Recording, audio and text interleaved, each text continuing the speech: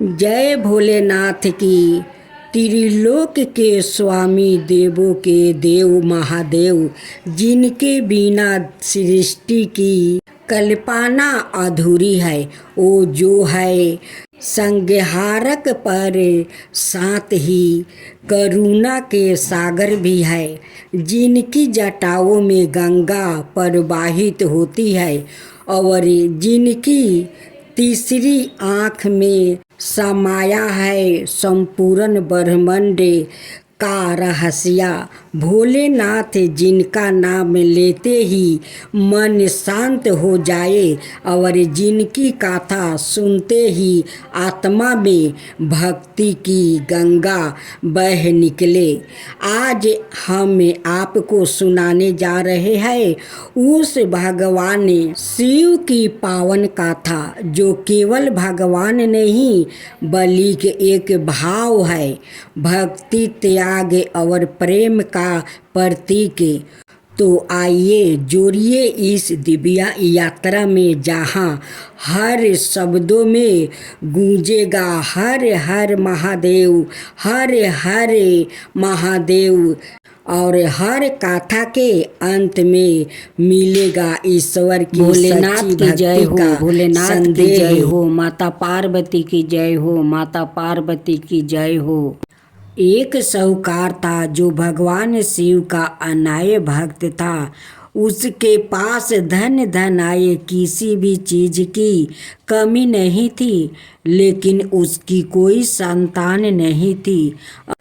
और वो इसी कामना को लेकर रोज शिव जी के मंदिर जाकर दीपक जलाता था। उसके इस भक्ति भाव को देखकर एक दिन माता पार्वती ने शिव जी से कहा कि प्रभु, यह साहूकार आपका अनय भक्त है, इसको किसी बात का कष्ट है तो आपको उसे अवश्य दूर करना चाहिए। शिव जी बोले कि हे पार्वती, इस साहूकार के पास पुत्र नहीं है, यह इसी से दुखी रहता है। माता पार्वती कहती है कि हे ईश्वर, कृपा करके इसे पुत्र का वरदान दे दीजिए। तब भोलेनाथ ने कहा कि हे पार्वती, साहूकार के भाग्य में पुत्र का योग नहीं है।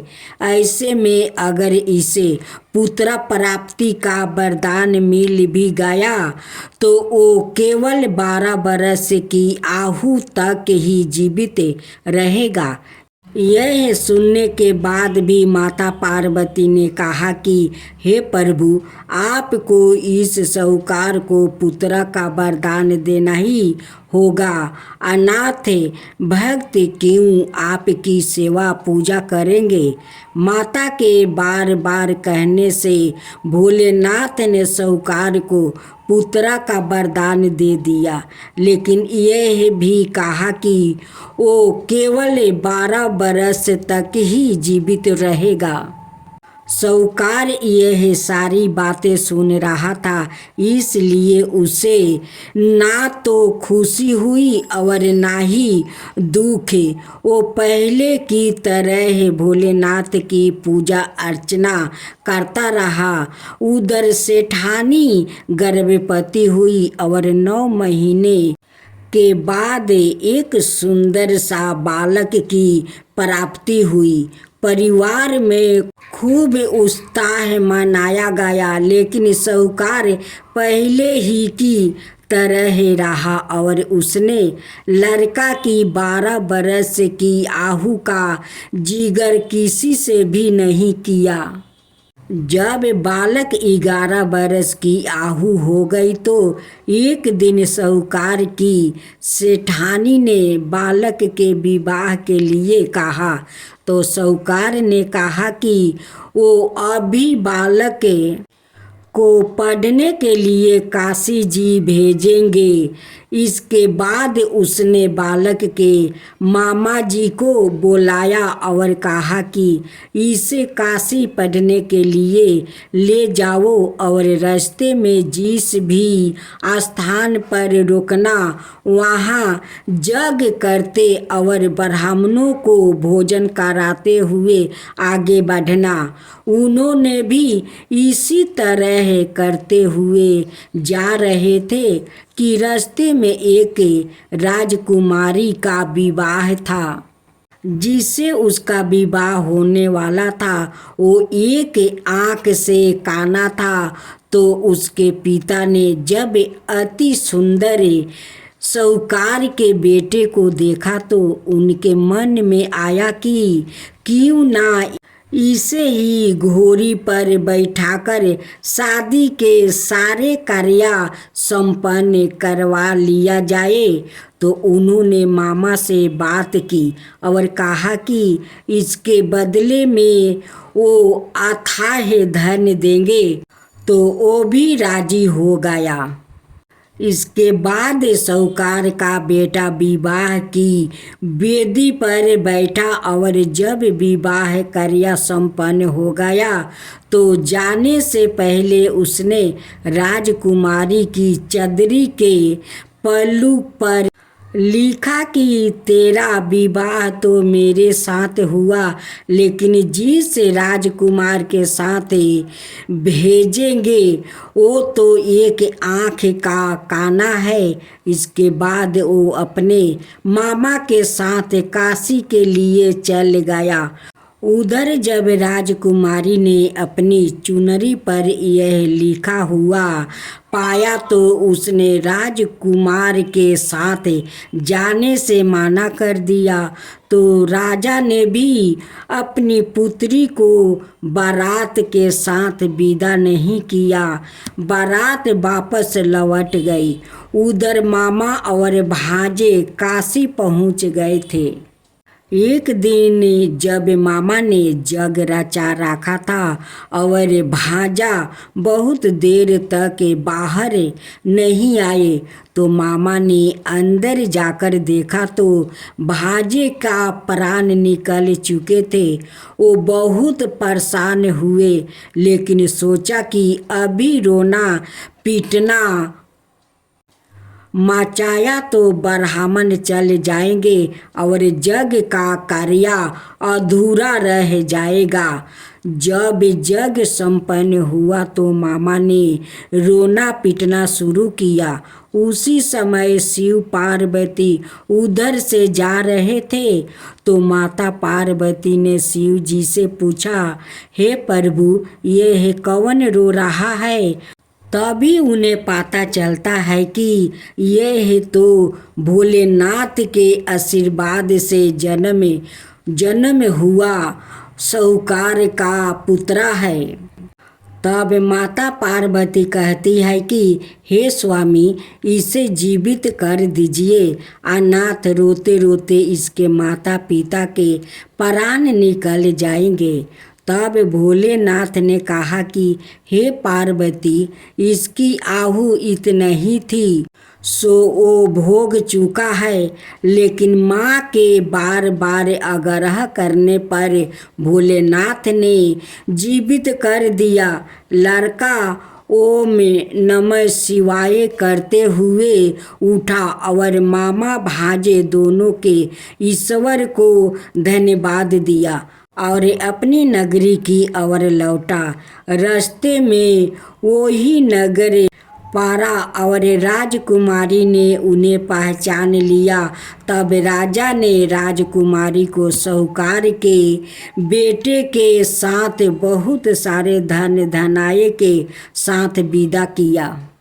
उधर साहूकार और उसकी पत्नी छत पर बैठे थे।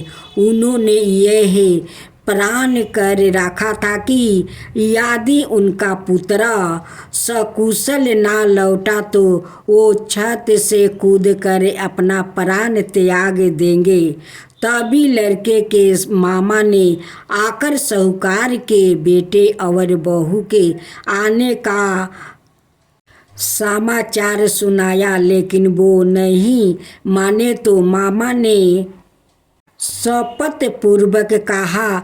तब तो दोनों को विश्वास हो गया और दोनों ने अपने बेटे बहू का स्वागत किया। उसी रात साहूकार को सपने में शिव जी ने दर्शन दिया और कहा कि तुम्हारे पूजन से मैं प्रसन्न हुआ। इसी प्रकार जो भी व्याकृत इस गाथा को पढ़ेगा या सुनेगा उसके समस्त दुखों दूर हो जाएगा और मन बचित सभी कामनाओं की पूर्ति होगी। जय शिवा ओमकारा प्रभु हरे शिवा ओमकारा ब्रह्मा विष्णु सदा शिव अर्धंगिनी धारा।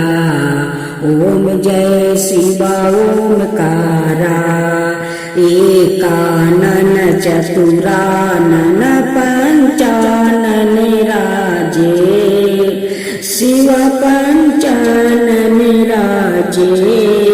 हंसासन गरुड़ासन विषवाहन साजे।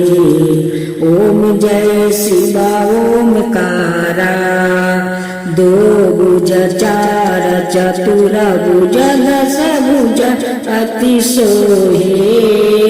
तीनों रूप निरखता त्रिभुवन जन मोहे। ओम जय शिवा ओमकारा अक्षर माला बने माला मंगली माला तारी। चंदन मृग मद सोहे बोले सुभिकारी। ओम जय शिवा ओमकारा श्वेतांबर पीतांबर गंबर अंगे। सनकादिक बरे मादिकी भूतादिकी संगे। ओम जय शिवा ओमकारा करके मध्यम कमंडल चक्र त्रिशूल धरता। जग करता जग भरता जग पालन करता। ओम जय शिवा ओमकारा ब्रह्मा विष्णु सदा शिव जानते अविवेका। प्राण बचर के मध्यम यह तीनों एका। ओम जय शिवा ओमकारा तिरगुण शिव जी के आरती जो कोई नर गावे। शिवा जो कोई नर गावे कहत शिवानंद स्वामी मन भजत शिवानंद स्वामी मन वांछित फल पावे। ओम जय शिवा ओमकारा जय शिवा ओमकारा।